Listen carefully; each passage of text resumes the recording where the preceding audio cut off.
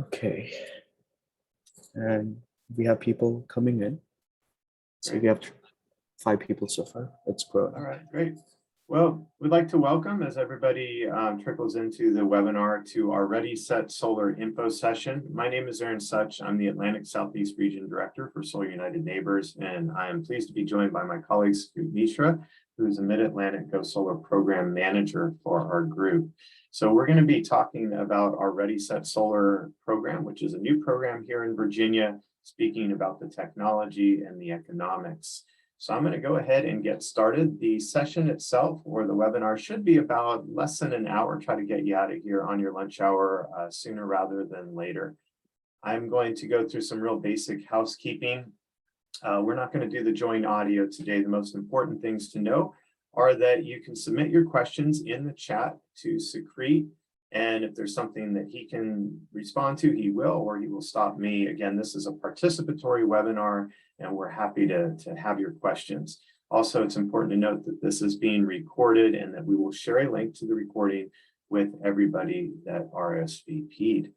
So again, what we're going to cover are the Ready Set Solar. There's the Ready Set Solar program, a new program that we're launching here. Talking about solar technology will be our second step. We'll also cover some basics of EV charging as well as battery storage, and then wrap up with solar economics. So if you're not familiar with SUN and how we got started, we are a nonprofit organization that essentially got started by accident. In 2007, my boss, who is pictured there, our founder, Anya Schoolman, saw the movie with her son, who is on the left-hand side of the picture, Walter, and his friend Diego. And they were so motivated to take action that they thought the most doable thing they could do would be put solar panels on their row house in the Mount Pleasant neighborhood of Washington, D.C. So this was in 2007. And when they tried to do it, they discovered that the process was really daunting. They didn't understand the basics of solar. They didn't understand how to compare proposals. But more importantly, the price was literally more than 4 times the cost of what it is to go solar now. And in spite of those, or in light of those barriers, Anya said, well, if this is so challenging, it's going to take us a heavy lift to go solar. Why don't we just try to take the whole neighborhood solar? So basically, Walter turned this into a school project, put flyers on all the doorsteps, and got about 100 people interested to go solar together as part of a solar co-op, think of a loose-knit buying group that addresses those barriers. And after a couple of years, they helped 45 people in that neighborhood put solar panels on their homes. So Solar United Neighbors started as people reached out to Anya to replicate that success story in other parts of Washington, D.C. and across the other states in the U.S. So it was essentially a group of people forming together, addressing the barriers. And now, as a nonprofit organization, we represent solar owners. We're actually the only organization that represents a constituency of solar owners and prospective solar owners. We have programs in 12 states in Washington, D.C., and are currently launching a program in Puerto Rico. Our impact on the ground has been relatively impressive. And I'll just add that when I started with the organization in 2014, we were 5 people still working in our office, which was Anya's house in the Mount Pleasant neighborhood. So now our impact has grown quite substantially. As I mentioned, we work in 12 states, DC, and are launching a program in Puerto Rico. We've helped over 7,000 plus families adopt solar panels. That equates to over 54 megawatts worth of installed capacity. That's an industrial scale level of solar on individual rooftops. Here in Virginia, we've helped over 1,100 people and counting go solar, installed 8 megawatts. We are a nonprofit that has installed the most solar installations in Virginia. But perhaps what we're most proud of is that we work towards an equitable energy system in which people can control and benefit where their energy comes from, and have a say in our inevitable transition to renewable energy. So that is a little about us. There are ways to get involved. We're going to talk about the Ready Set Solar group. So we divide our work into 3 areas. Our theory of change is that we help people go solar. So we help support folks with new and existing systems. We are a technology and an installer neutral nonprofit. So our goal is to give you the tools to make an informed decision. What we found that leads to number 2 is that when we help people go solar, that they want to join together with other solar owners. They want to share their stories or they want to ask questions. So we provide a ton of resources in the form of a listserv, a state listserv that helps people answer questions and connect with other solar owners. A lot of social events. Probably one of the things I'm most proud of is that Virginia, where I work, is known for having the most solar happy hours. But in all seriousness, it's a great opportunity to connect with other solar owners. And then all this leads to fighting for energy rights. As I mentioned before, we're uniquely representative of people that have solar or want solar. And what's great about this constituency is it encompasses all different ends of the political spectrum. What's great is that you have folks from conservatives to liberals to everywhere in the middle that really want to fight for energy rights. They believe in solar. And so we facilitate that voice through different fights to keep our right to solar access open. And we often fight against monopoly utilities. So we fight to protect net metering. We helped pass the Virginia Clean Economy Act. In 2020, we facilitated the voice of solar owners to pass legislation that makes it harder for HOAs, homeowners associations, to prohibit solar panels. So that was a big win. And again, we represent solar owners. So again, we help people go solar, join together, and fight for energy rights. So whether the group today is a good fit for you or not, you might just want to consider joining together with us or getting involved with advocacy. So Ready Set Solar. It is a new program. You might have known our work through solar co-ops, which are bulk purchase programs that operate in a concentric geographic area. This Ready Set Solar came from a pilot that we launched, I believe, in 2020 in Washington, D.C. that was a little bit different version of that group. So it is applicable, or it is open to people all the way from Lexington in the south of Shenandoah Valley up to Winchester. And really what it is you can think of it as a group designed to help people make an informed decision, connect with educational resources and other solar owners.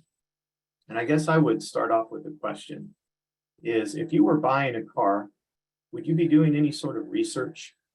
Would you be connecting with people that maybe were in the market for vehicles? Well, I kind of think of solar as like purchasing a car. It's a big ticket item, and you want to be as informed as possible about what you're going to purchase. You want to know the different equipment options. You want to understand how the car is priced. Well, it's the same thing with solar. So the Ready Set Solar program is designed to give you that support so that you're a smart, informed consumer. What that means is expert help. So I'm going to go into detail in the next slide, but we at Solar United Neighbors, our staff, we help literally thousands of people go solar. We have a lot of resources, and our job is to share that knowledge with you so that you as a consumer can understand the process and make a decision that makes the most sense to you. The program will connect you to peer support. So we'll connect you with people that are currently going in the process of adopting solar panels, but also solar ambassadors. These are people that have gone solar in the past and want to share their knowledge and experience. So maybe they have experience with a certain type of panel or component, or maybe they understand the process of net metering or interconnection, and they're really willing to help support newies, people that are going through the process with their knowledge. And that's in the form of a listserv that we will make available to members of the group. The group is free to join, so there is no cost for anybody that wants to join. And when you do join, we're going to screen your roof and then give you a welcome series that I'm going to talk about. And it's important to note that we're a nonprofit 501c3 organization.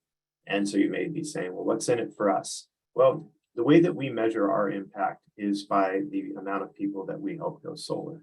So if we can pilot this group and help a lot of folks go solar kind of through a different co-op model, we're demonstrating our impact in the community, and then also helping facilitate different types of advocacy actions that I spoke of earlier. So let's break down the group a little bit. The first step is, I like to think of it as join and learn. Really, learning is the first process, or really the first step you should take when you're considering going solar, right? The car analogy, understand, do some research, And we're going to make it really easy for you. First is this info session. We're going to talk in the next section about the solar technology and the economics. But 8 weeks or the Ready Set Solar gives you this 8 weeks to solar ready programming. What that is a series of emails in which when you join the group, we're going to screen your roof. So we'll do a remote assessment of if it's a good fit for solar, if it's going to be worthwhile. Talk about what those factors are in the subsequent slides. And then provided it's a good fit, we're going to give you a first week email series of all the different aspects you should be thinking of when going solar. That might be technology, how to find an installer, understanding financing or net metering or the permitting process. So you get a slew of emails with a lot of resources, some videos, so we make it really accessible for you. And then after that first week, you're going to get for the next 7 weeks, 1 email every week. So it's that 8 weeks to solar ready. And the goal is to give you those tools so you can make a decision that makes sense to you. And at any instant, you can reach out to us and our team if you have questions or clarifications. The next step, again, is maybe at the same time you're doing that 8 weeks to solar ready, is connect. So join that private listserv. Again, it's an opportunity. It's a forum that is designed just for members of this group, where you're going to have some solar ambassadors, some sun staff, and you might ask a question about, hey, I got a proposal with a couple different types of panel options or inverters, or does anybody have a good recommendation for an installer that works in this area? It's an example where you can connect to the people that are in the same boat as you, as well as sun staff and folks that have gone solar before. So kind of after you do that or at the same time, the next step is deciding. So this is different from our co-op model in that you have the option to reach out and get 3 different proposals, which we would encourage, and then select your own installer. And at any instant during that, or at any time during that process, we're happy to help you review those proposals and give you the tools. But again, you're going to choose your own installer, and that could be based on a criteria. It could be pricing. It could be if they're more local to you. Maybe they have financing options that you'd like. But again, it's up to you. And then once you do go solar, we just ask that you let us know, because we gauge our impact based on how many people we help. And the next step after that is just staying connected.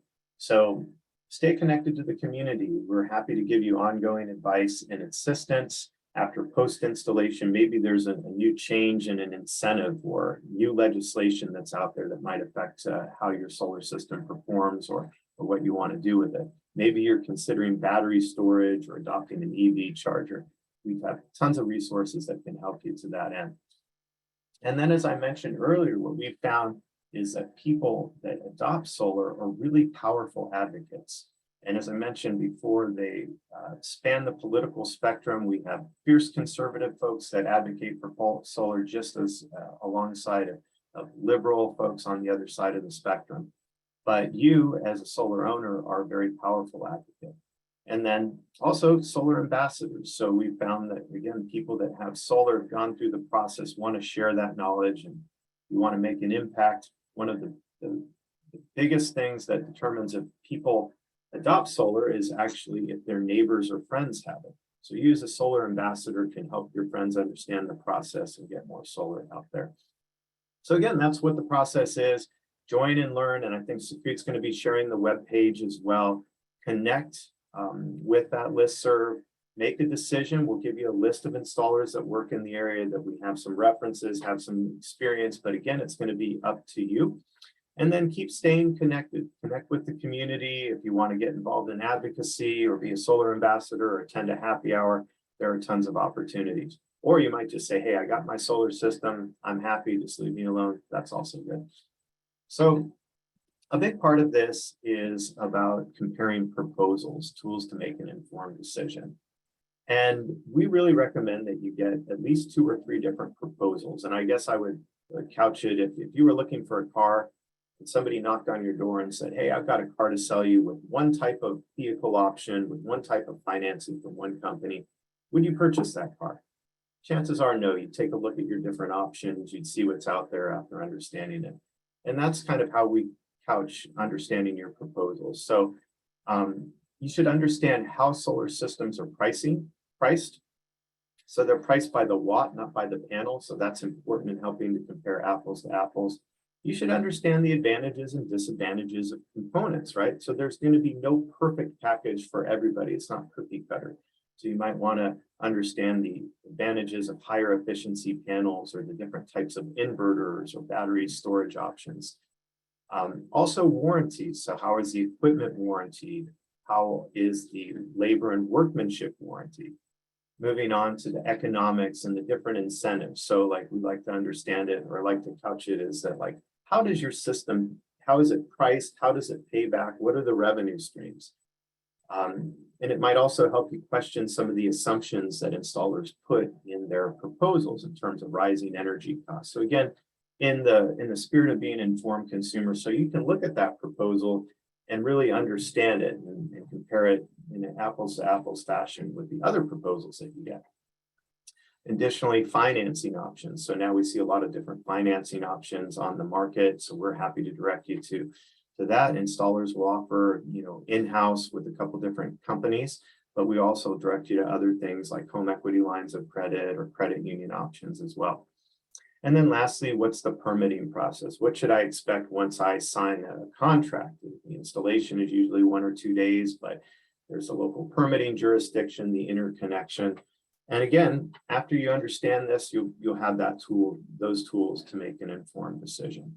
So again, that's a little bit about the group. I'm going to pause here for a second to see if there are any questions. I can't see the chat, but happy to answer any questions about the group itself. Sucrit, if you got any.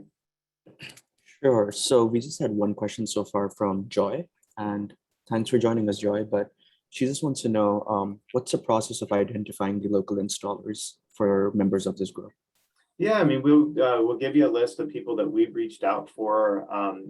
There's a lot of different ways you can look at your local industry association. Will often list that. A Google search, often yields folks.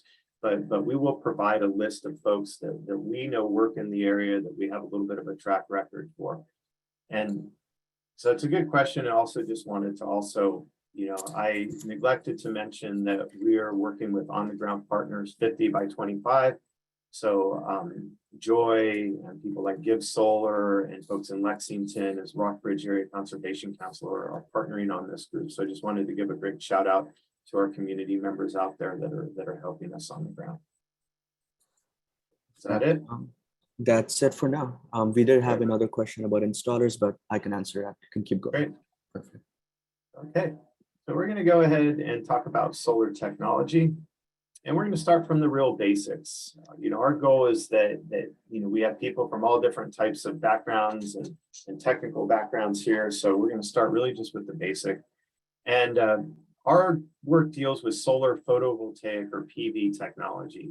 And PV converts solar energy into sunlight into electricity. There's also solar thermal, solar hot water. We really don't work in that area. It's a great technology, but we're going to be focusing on solar photovoltaic technology.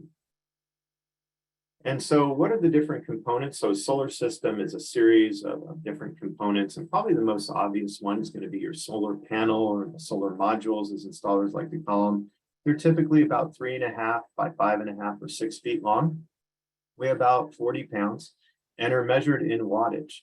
So like your old incandescent light bulbs, if you bought a 50-watt light bulb, it would consume at its maximum 50 watts. Well, panels are measured in the wattage that they produce. So panels on the market now might be 350 watts, and that means that they're capable of producing a maximum of 350 watts.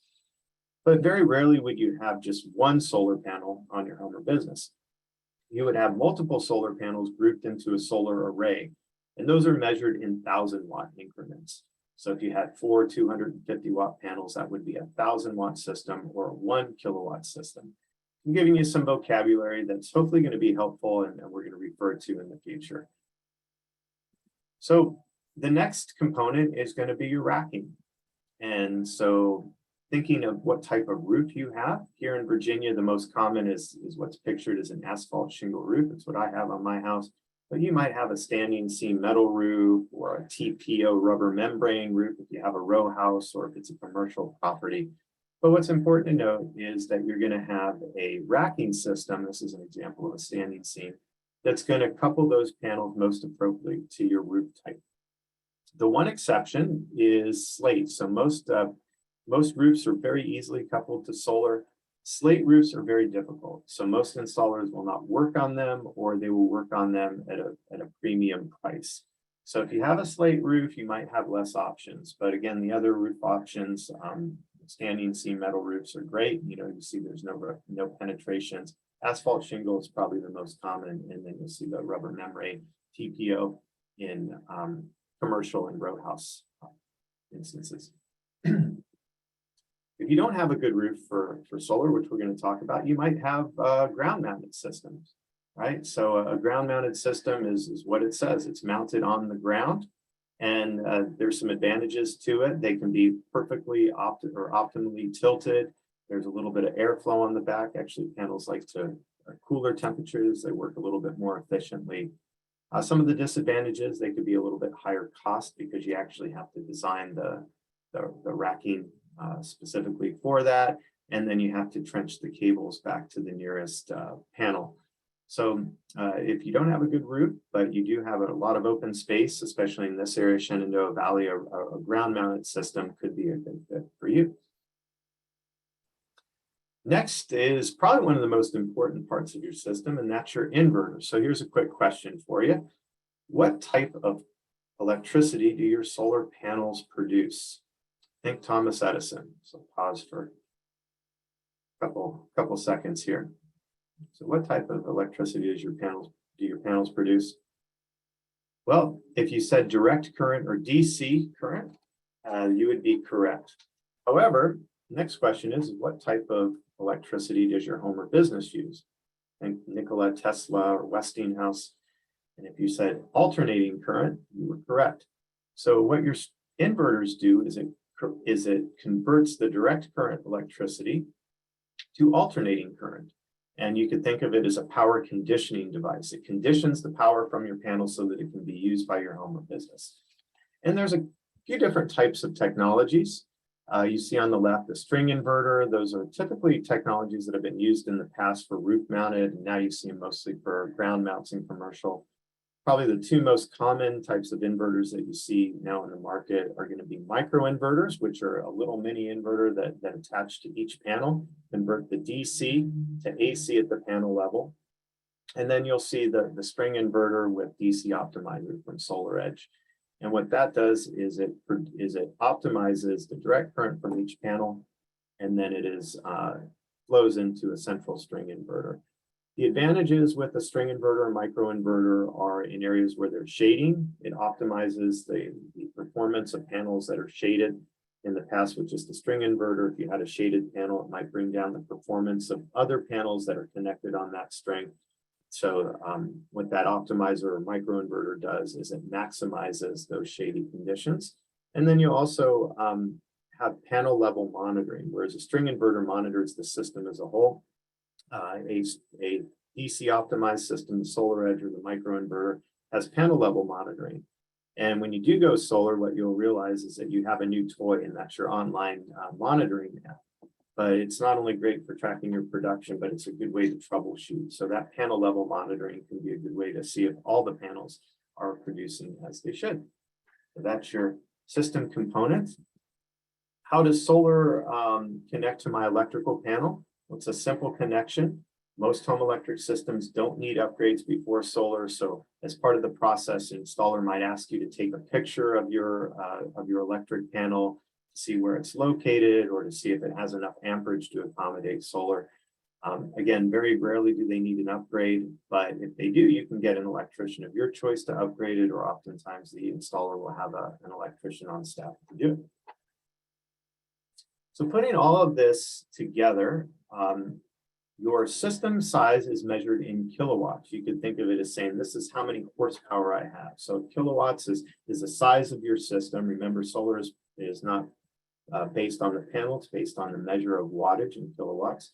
And then your electricity is measured in kilowatt hours. So even though they sound pretty similar, it's like apples and oranges. Kilowatt is system size. Your electricity production is going to depend on the size of your system in kilowatts, and then how it's tilted and how the local conditions are. But essentially, your installer is going to tell you what a system on your roof or on your ground, if it's a ground mounted system, is going to produce. Anticipating probably the most common question that we get is, well, what size system do I need and how much is it going to cost? And that's actually a question that I can't answer, at least honestly, because I don't know what your annual consumption is. The first thing that an installer is going to ask for is a copy of your utility bill. And what that does is have a history of the amount of electricity that you consume on an annual basis.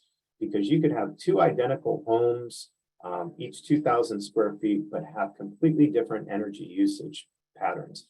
One might have two people living in it, one might have five, one might have all electric appliances or an electric vehicle, whereas the other heats with gas. So the best way to understand your electricity consumption is with your utility bill. Second thing an installer is going to do is take a look at what your site, what panels can be accommodated on your roof. What's the size of your roof? Is there enough space to accommodate the panels that you're going to need to offset your consumption? Maybe it's a ground mounted system. And then the third thing they're going to talk to you is talk about what your goals are for solar.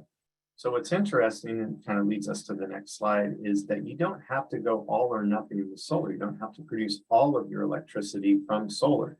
You don't have a big enough roof, you could produce 50% or a small percentage of it. Maybe your budget just can't cover 100% of your consumption. That's okay. And what makes this possible is that almost all systems out there are grid-tied systems. So if we walk through the schematics, what happens is your solar panels absorb energy from the sun. Your inverter conditions that power, converts it from DC to AC, and then that is used instantaneously. So if you had solar panels on your house, it's a nice sunny day here, at least in Richmond, that electricity would be used by your lights, your computer, maybe your air conditioning. Well, it's a grid-tied system, and if you don't have batteries, you might be thinking, well, what happens if I'm on vacation for 2 weeks during the summer? I don't have anything plugged in, I'm not using any electricity. Well, with the grid-tied system, the excess in number 5, as you see on the schematic, turns your meter backwards and flows back out onto the grid. And then you get a 1-to-1 credit for the electricity that you produce, send out to the grid, but don't use at any given instant. And this is a process known as net metering. This is a hugely important billing function that enables people from solar to benefit from the energy that they produce but don't use. Here in Virginia, it's a 1-to-1 credit, meaning that the electricity that you send back to the grid is you're going to get that same value than what you buy. We're roughly at about 12.5 cents a kilowatt hour here in Virginia residentially. It's important to note that you're going to have daily or seasonal surpluses, right? So even with a system that just produces a small percentage of your annual usage, you're probably still going to be producing a surplus if you're, say, in the office, not at home during the day when your solar panels are cranking away. And it's important to note that solar is always thought of in terms of an annual billing cycle. So it's hard to predict what the sun will be doing each day or even each week, but it's really easy to predict what the sun is going to be doing in terms of production over an annual billing cycle. So you always think of what your consumption is over the years, knowing that there's going to be months or seasons where you consume more or less electricity, or that your panels produce more or less electricity, but it's really easy to understand it in terms of the year. And again, percentage of annual offset. You don't have to go all or nothing with your panels. I put panels on in November of last year. I produce about 80% of my electricity. I don't have a big roof. I also have an electric vehicle.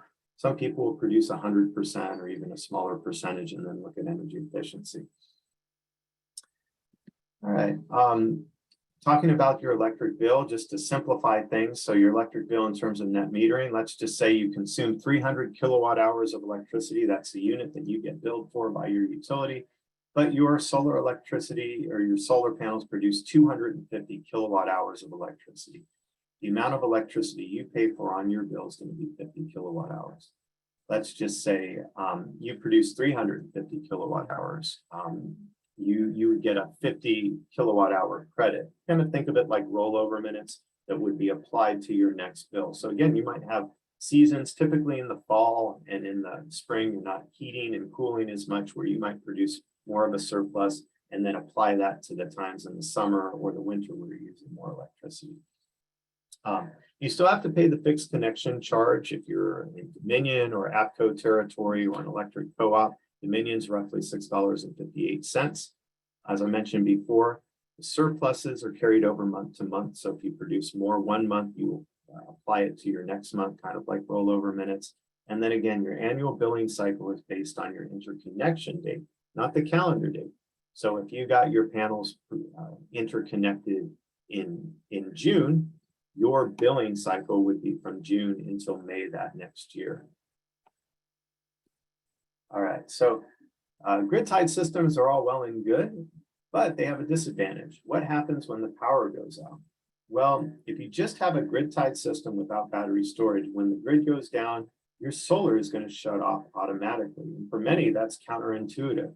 What that is, it's a safety mechanism. Remember, if you're backfeeding the utility grid and the utility has linemen out there working on it, that's a safety issue. So your inverters are actually going to sense the grid.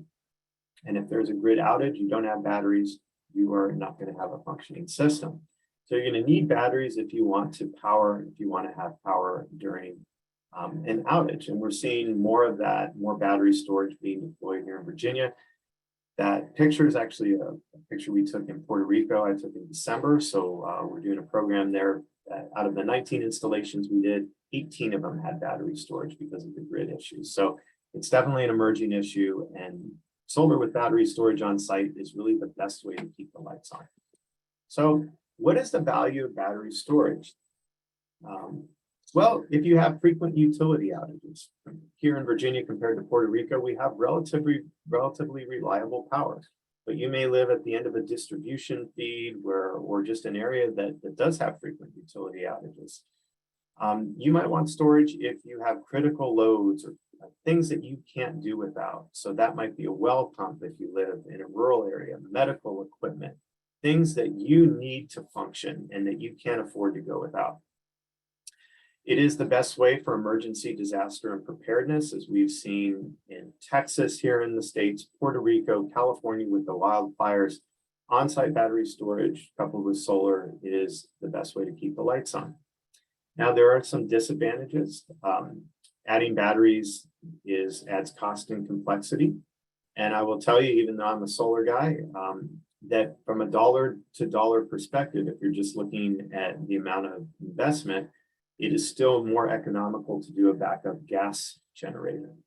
However, the cost of battery storage is more, batteries enter the market, the technology improves, become more user-friendly, you're going to see those price points decrease. There is one other small advantage to battery storage is that here, if you're in Dominion territory, they have what's called a time of use rate, which is a rate that varies based on when there's peak demand, when energy is more expensive. And so in some cases where you have a time of use rate or variable rates based on the time of day, you can use batteries to charge. You can charge your batteries when energy is cheap and plentiful, and then discharge it during the peak times when it's more expensive, it's a fancy word for saying energy arbitrage. So that could be a small value proposition for batteries, but again, it's just in its infancy stages, and there's a pretty major investment for batteries. I think Secret's going to do our battery storage for homeowners guide. We also have some webinars as well. It's definitely a really important question that people are starting to ask more of. And again, the batteries are starting to get cheaper, more user-friendly. Before we go on to a few other things, what's a good roof for solar? So I mentioned when you join Ready Set Solar, we're going to do a remote satellite assessment. Take a look at your roof. And first thing we'll be looking at is roof orientation. And ideally, we're in the Northern Hemisphere. If your roof faces south, that's great. As you face south in the Northern Hemisphere, you're facing into the equator. You may have an east or a west facing roof. My best surface is a southeast facing roof. What you want to avoid is your best surface for solar that's not obstructed and that's open be a north facing roof.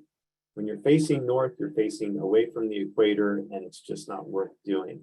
So again, east-west roof is certainly good, decent for solar. South is ideal if you have a flat roof, like those TPO membrane roofs. you can orient the panels ideally. The other thing we're looking at is little or no shading. So this is an art rather than a science because the sun's at different positions during certain times of the day or during certain times of the season. If you're a real solar geek, you'll know that June 21st is the summer solstice. So that's the longest day of the year here in the summer in the Northern Hemisphere. But the position of the sun varies. So we're looking at things like trees, chimneys, gables, dormers, anything that's going to obstruct that sun.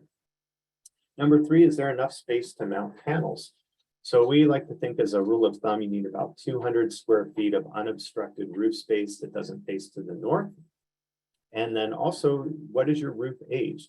What you want to avoid is having to put panels on your roof, and then if you want to re-roof, paying somebody to uninstall them, store them while you re-roof, and then reinstall them.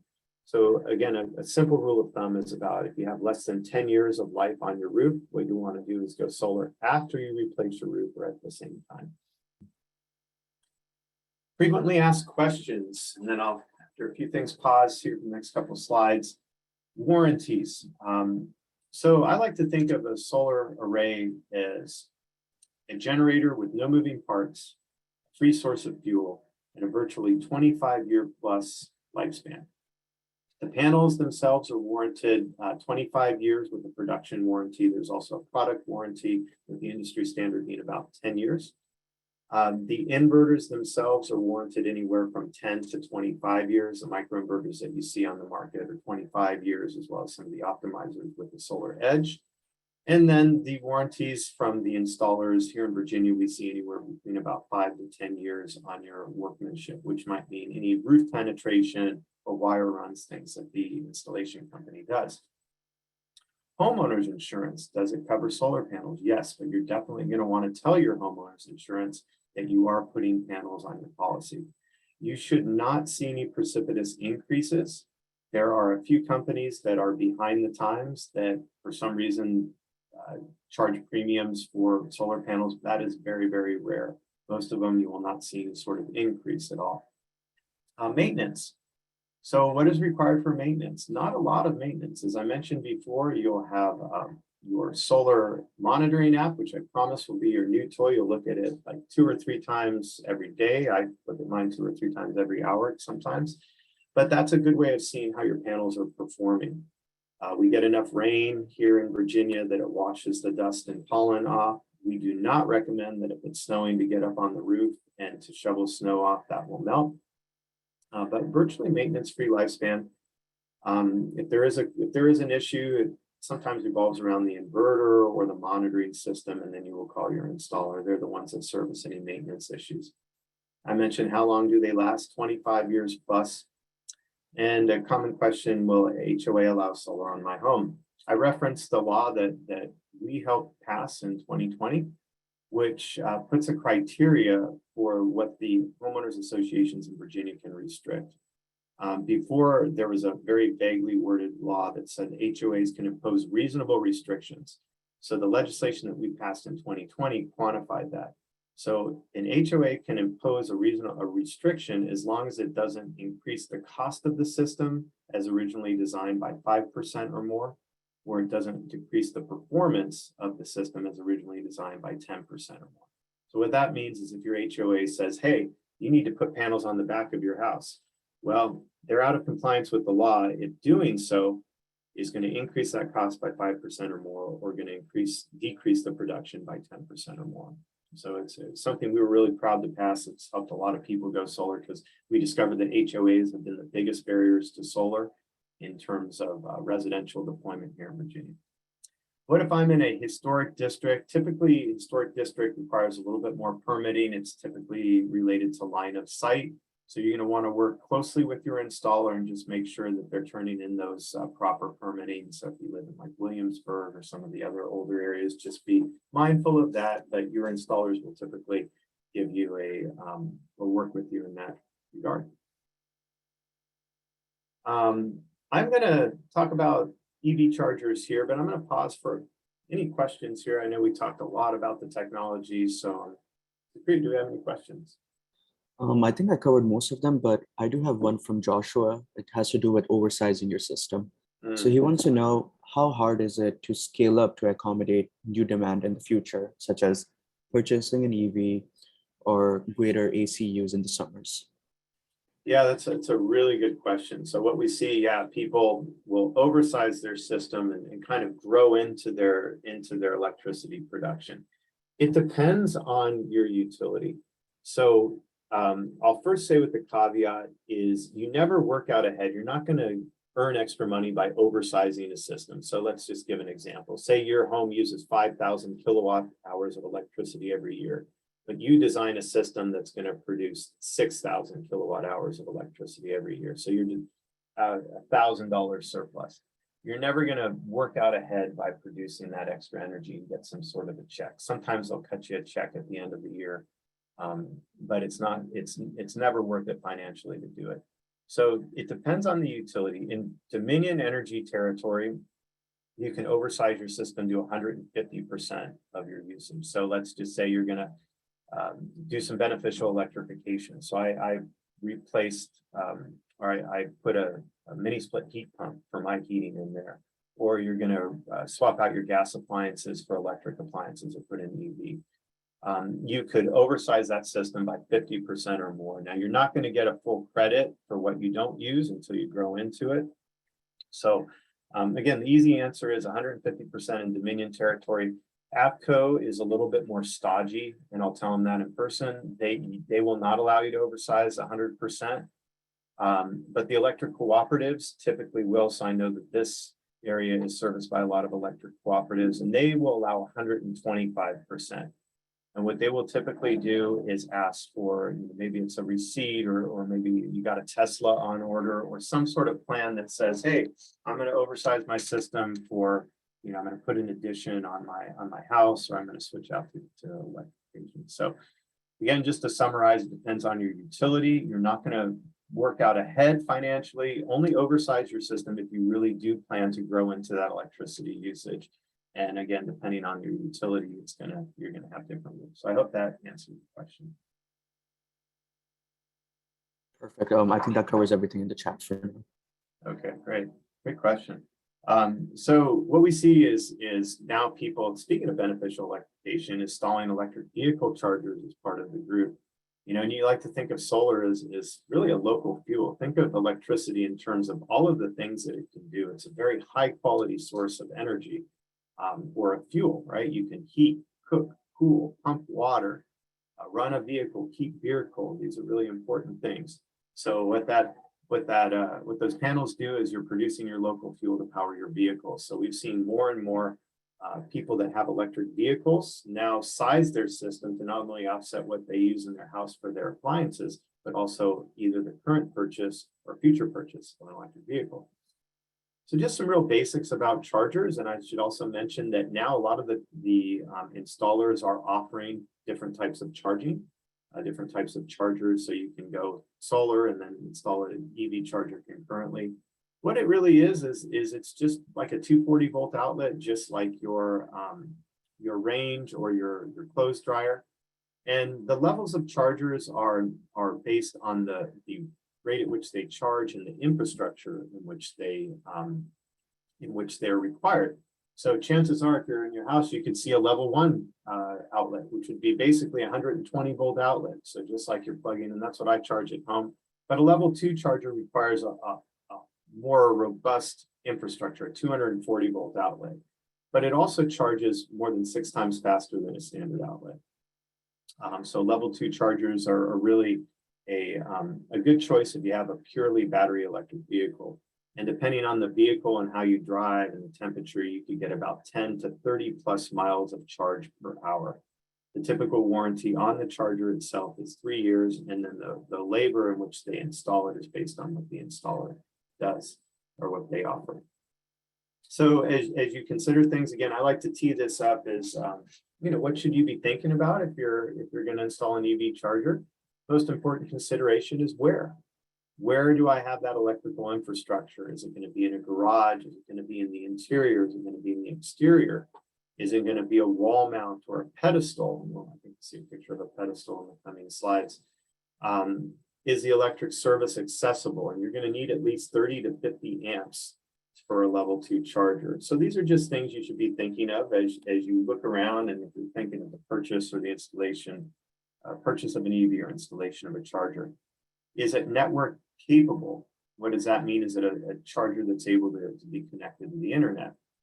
And the advantages of that are a lot of the utility pilot programs, specifically in Dominion, require a network capable charger.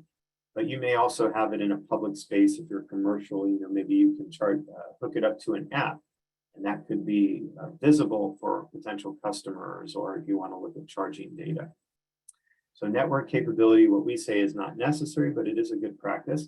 Cord length, this is really important because I will tell you from personal experience that there is no worse feeling than pulling up to a place where you think you can charge and the cord being about a foot short of where you're at.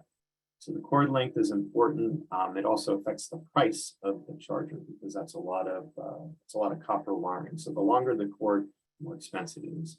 I mentioned before public access. So we encourage commercial properties to participate in this group. So you want to decide if it's going to be commercially accessible. If you have let's just say, a hotel or a restaurant, you want to use it as an amenity for guests and publicly make that available. That's a decision point. And then aesthetics, right? You want to make sure that it comports with what is in your home. You want to make sure that you look at it and you don't think that it's ugly, right? So does it look cool is the question that I like to say. So those are just all things that you should be considering. And again, a lot of the installation companies will offer, one or two different types of models for chargers. The price is going to vary again based on where you install it. Think of it, you're going to have to run a lot of conduit or trenching out there. That's going to increase the price of the system, or if they have to go through drywall. So those are just installation considerations. And then I'll get into solar economics unless anybody has any questions about EV charging. No questions. No questions on EV charging. All right, great. So solar economics, this is the last section of the presentation. Just a few things, again, in the spirit of making sure that you are an informed consumer, just some things to think about. Solar is priced by the watt, not by the panel. And I can't tell you how many times people say, I've got two different or three different proposals. One has 23 panels, one has 25. Why is the price for the 25 watt panel less than the 23 watt? It's priced by the watt, not by the panel. That's going to allow you to compare apples to apples. So you could have 1,000 watt system, whether it's 333 watt panels or 4 250 watt panels, you're going to be priced by the watt. Kind of like, buying an engine based on the horsepower. If it's a 250 horsepower engine, doesn't matter if it's 4, 6, or 8 cylinders, paying by the horsepower. Solar is a long-term investment. As I mentioned before, there's no moving parts, 25-year plus lifespan. Yeah, things can fail, but it's pretty rare that they do, and the warranties will cover that. What you're doing is hedging against rising utility rates. And in Virginia, and typically in nationwide, we see anywhere between about a 2 to 3%, sometimes 4% escalation every year. Especially now with natural gas prices being the way it is, you might have noticed that electric co-ops and Dominion are really raising that, what they call the fuel surcharge, because gas has become so expensive. With solar, what you're doing is you're hedging against those price increases based on those volatile commodity supplies of gas and coal. In Virginia, what we see is an average return on investment between 9 to 13 years. It could be a little bit better depending on the price that you get. It could be a little bit worse, but that's typically what we see. All right, so this is a lot to explain, but I'm going to try to make it simple. And again, in the spirit of when you get your proposal, I think it's important that you know a few different things. Know how the system is priced. Know what your revenue streams are. So, okay, how does my system pay back? Well, what are the incentives? What are the revenue streams that I'm collecting? And then what might be my cumulative annual or lifetime energy savings to help calculate my return on investment? So here's what we see here is a sample cash purchase. Now, if you finance a system, borrowing money costs money. So a finance system is going to be more expensive than a cash system, typically. But here we have two examples of a sample cash purchase. And we have a 4 kilowatt system and an 8 kilowatt system. That's just to make the math easy. Your system might be 5.7 kilowatts, but this gives you an illustration. So what we've done here is calculate this with our average solar co-op pricing over the years. So 275 a watt, maybe up to 3 is what we see typically now. It may be a little more, a little less, depending on what size system. But the way you calculate this is you take a 4,000 watt system or 4 kilowatt system, just to make the math easy in the first column, multiply that by $2.75. So 4,000 watts multiplied by $2.75 is going to be an $11,000 system. Conversely, if it's an 8 kilowatt system, you double that to 22,000. And it's important to note that this is a turnkey system. So your installer is going to design, engineer, turn in the permits for you. You just have to smile and write them the check, give them your utility bill. But this is a turnkey system. So they're going to be doing all that for you. So let's talk about the revenue streams. How does your system pay back? Well, the main revenue stream or the main incentive right now is a 26% federal tax credit. And that is for people that pay taxes. You have to pay into it in order to get the credit back. But basically, it's a 26% credit that steps down at the end of this year to 22%. So it is the main incentive that we have. So if you have an $11,000 system, you pay federal tax credit, you have that tax appetite, you would, when you turn in your taxes, get a 2,860 credit. So if you ended up owing 202,860, your liability would be nothing, or you would get a credit back from the IRS. Again, it is a credit, not a deduction, and it depends if you do pay federal taxes.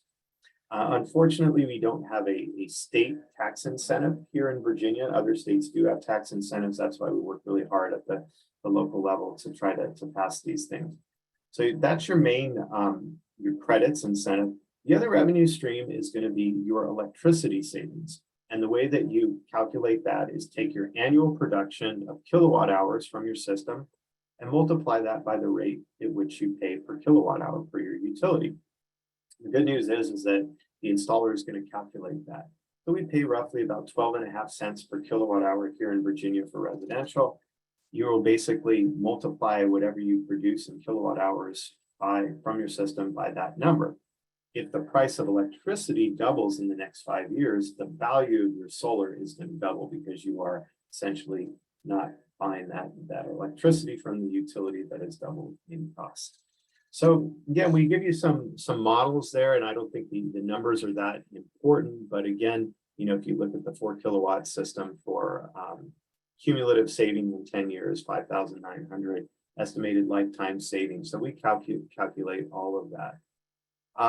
The last incentive is a little bit more difficult to explain, and that's your solar renewable energy credit, or what's called an SREC. And an SREC is a production-based incentive. And up until about 2020, this was something we hardly talked about because it was a really small incentive. But with the passage of the Virginia Clean Economy Act in 2020, what that did is it gave what's called a solar carve-out or renewable portfolio standard that would result in a solar renewable energy credit. So Aaron, what does that mean?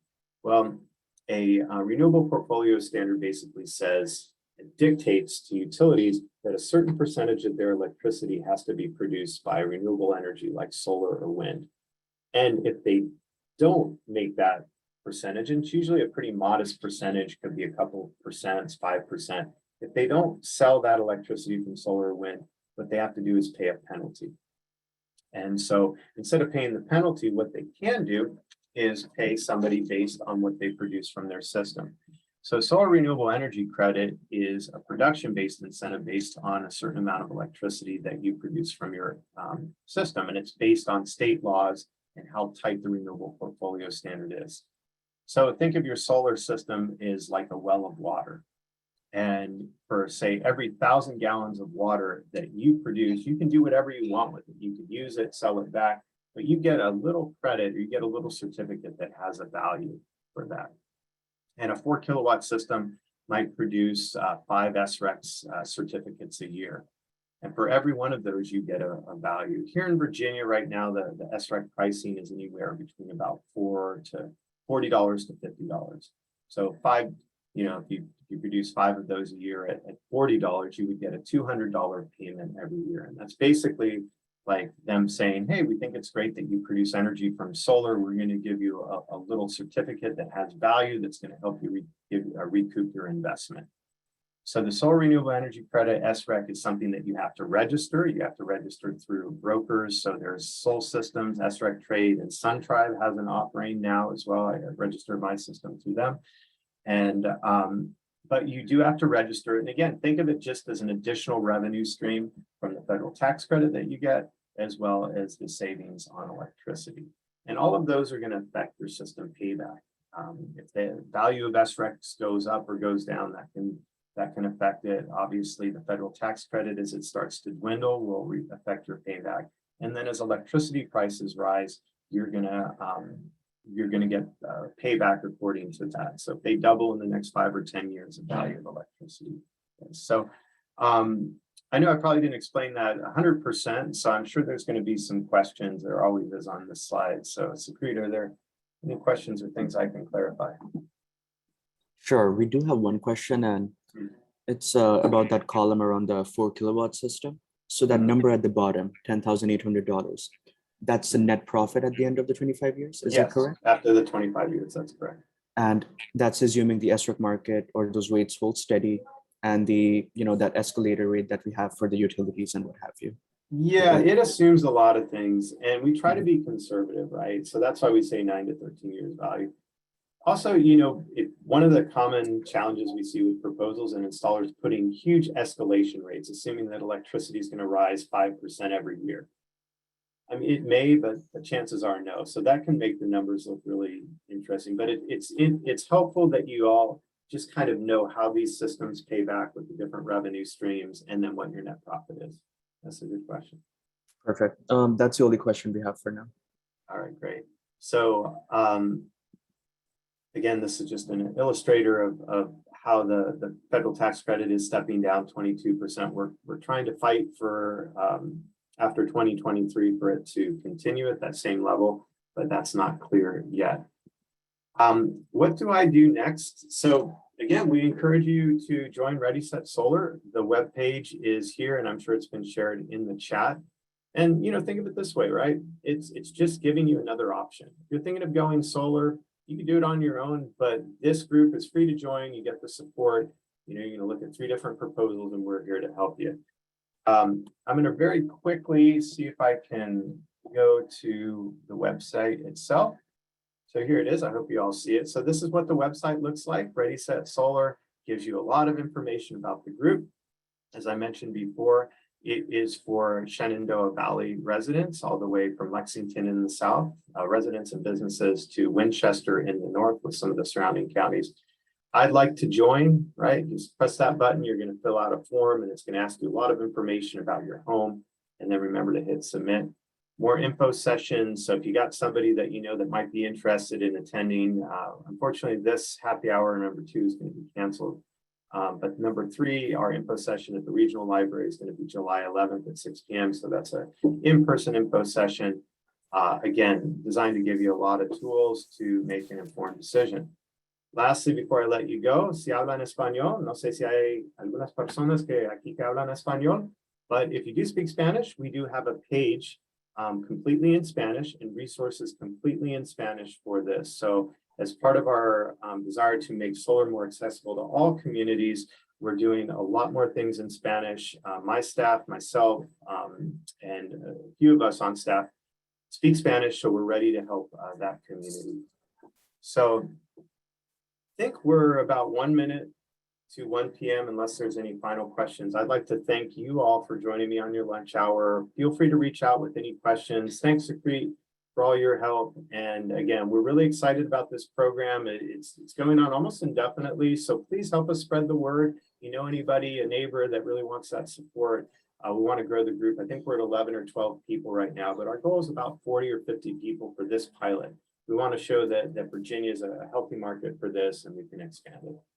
So again, thank you for attending. And Sucrit, I don't know if you got anything to add, but nothing else on my end. I mean, I just dropped the link to this to our page, and if you missed out on anything in the chat, no worries. I will be sending a recording to this event with these links tomorrow, sometime around midday. So you're not missing anything.